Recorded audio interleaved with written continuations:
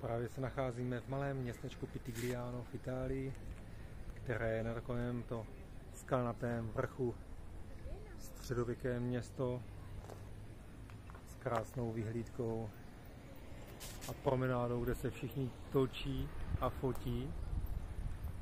A přemýšlíme, co si dáme k obědu. Co bys chtěla zítra, co? Nějaký těstoviny asi. Těstoviny, co jsme měli včera? A nebo pizzu. Těstoviny, že? A předevčírem jsme měli pizzu, že? Ano. A předtím? Těstoviny nebo pizzu? Jo, těstoviny.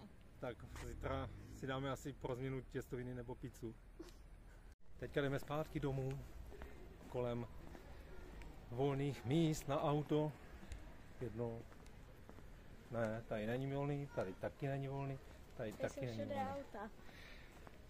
Jdeme prostě domů po jedné ulici, kde se dá parkovat zdarma, ale je tady všechno obsazeno.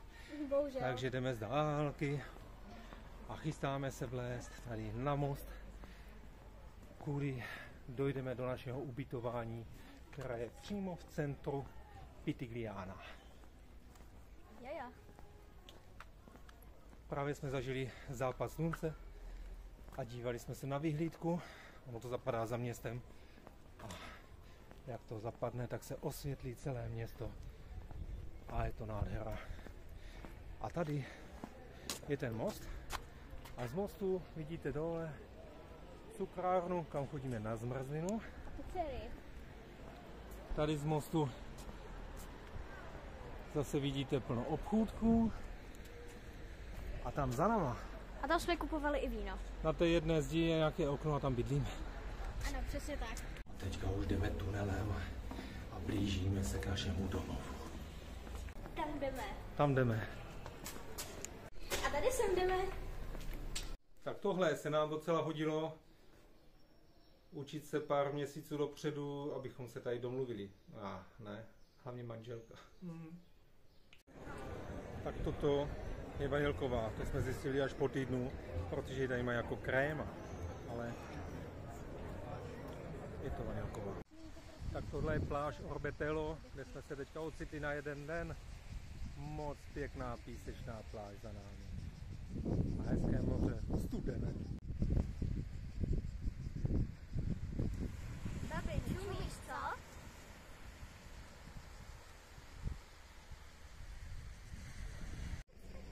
Teď jsem byl na takové procházce v jedné výrobně aut, tak schválně si uhodnete v jaké.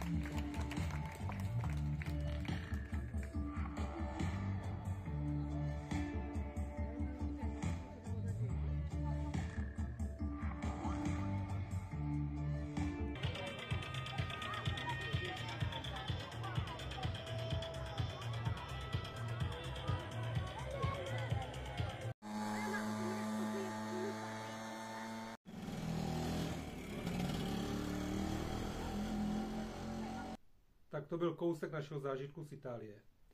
Já jsem to tady chtěl zakončit se Sofií, ale ona teďka...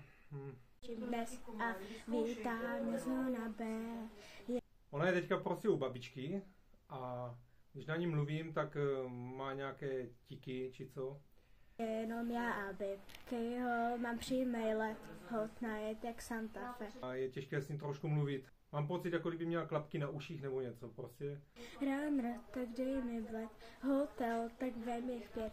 Děvče, perdoname. Pokud jste neuhodli, v jaké továrně jsme byli, tak se můžete těšit na příště. Nejenom, že se dozvíte, kde jsme byli, ale dozvíte se i něco navíc. Můžete se těšit na mě i na Sofii a zatím se mějte krásně, užívejte si léta. Děvče, perdoname. Děvče, perdoname.